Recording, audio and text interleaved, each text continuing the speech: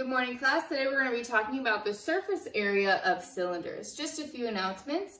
Today we're going to be hosting a Zoom meeting, and so this is where we can all get on and collaborate. If you have questions, you can ask. I'll be sharing my digital whiteboard with you. I do suggest using it on a computer as opposed to a telephone, so that way you can see the screen better. And if you have any questions, please reach out to me. I want to get started right away because you only have a 30-minute time call limit.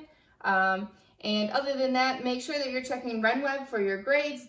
That's still our official grading platform. Today we're going to be talking about cylinders, okay? And a cylinder is a shape that has two circles as its bases. So I have a circle on top and a circle on bottom.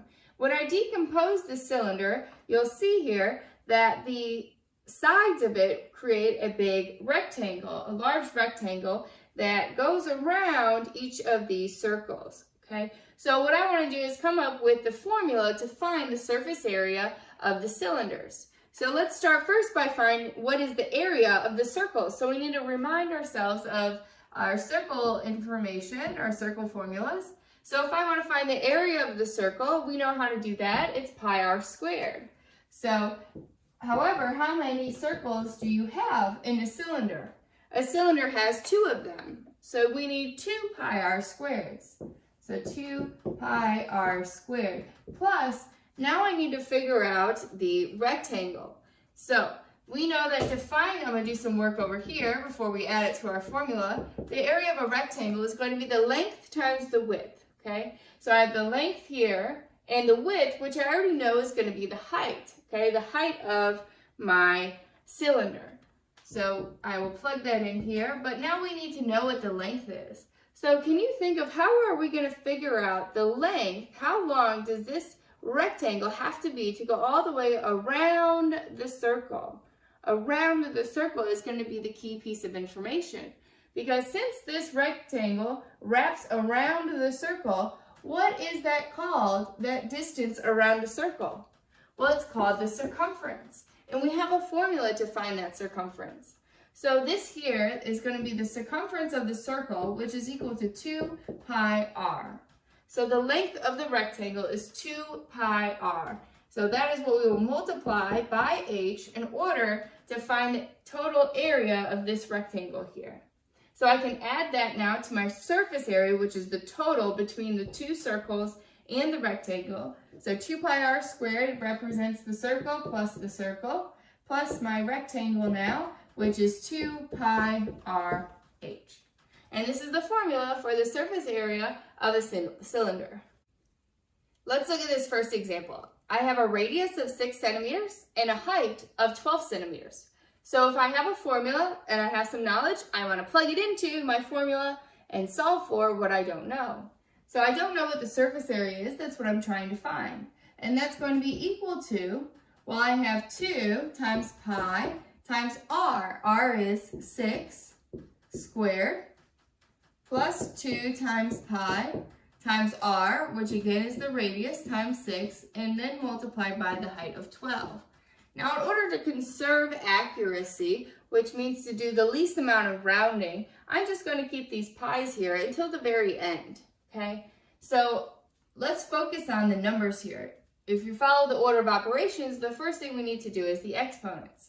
So this is now going to become 2 pi times 6 squared, which is 36. So 2 pi times 36 plus, here, 2 pi, and then 6 times 12. Okay. So your first step here is to do your exponents. Then if you go on your order of operations, now we're ready to multiply. So let's multiply the number values. 2 times 36 is going to be 72. So now I have 72 pi's plus 2 times 6 is 12 times 12 here is 144. So now I have 72 pi's plus 144 pi's. I can add those together and that would give me 216 pi's. Now I'm ready to multiply, okay? And you can multiply, you can use the value 3.14 for pi. I'll put that up here. Pi is equal to 3.14, or you have a pi button on your calculator. So you could just press 216 times and use the pi button. Okay, so when you multiply here, 216 multiplied by pi, you should come up with a grand total of, I can't do that one in my head, but 678. So if you multiply here by 3.14, you should get 678.8, and I believe our units here are centimeters squared. Remember, we're still doing area, so you still have square units, okay? Now let's find the surface area of a cylinder that has a diameter of 20 inches and a height of 5.6 inches, okay? So I've already written here our surface area formula, and we need to plug in what we know. So we've been told here that the diameter is 20, okay? Do you see a problem with that?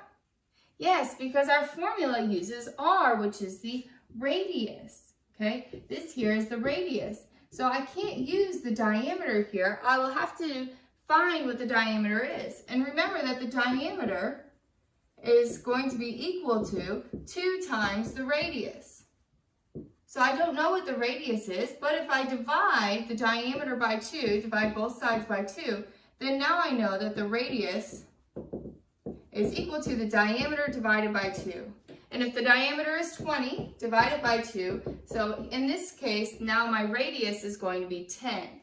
So 10 inches is the radius. I can plug that in now. So this is equal to 2 times pi times 10 squared plus 2 times pi times my radius of 10 multiplied by the height. Did the problem give me the height? Yes, it did, 5 6/10. So multiply that by 5 6/10.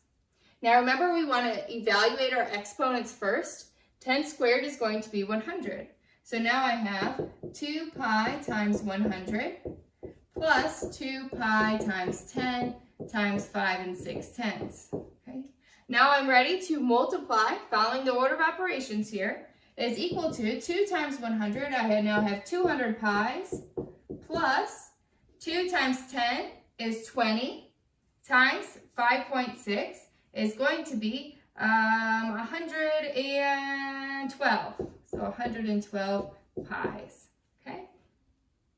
So now that I am left with just pi's plus more pi's, I can have a pie party and add them all together. So I'll have a total here now of 312 pi's, which I can now multiply 312 times pi for a grand total of my surface area to be, I'll write it over here. So my surface area is equal to 979.7, and I do believe this is inches here, so inches squared. Okay. On your homework, it's going to ask you to find the lateral surface area and the lateral in the surface area of the cylinders. I'm only interested in you finding the full surface area, so don't worry about that term lateral. I'm not concerned in teaching it that way at this point. I think it will confuse you more, so I'm trying to keep it as simple as possible. If I got to pick a unit to do with distance learning, it definitely would not have been geometry. So we're trying to make do as we can. Join the Zoom class today, and if you need any help, call, email, text. Bye.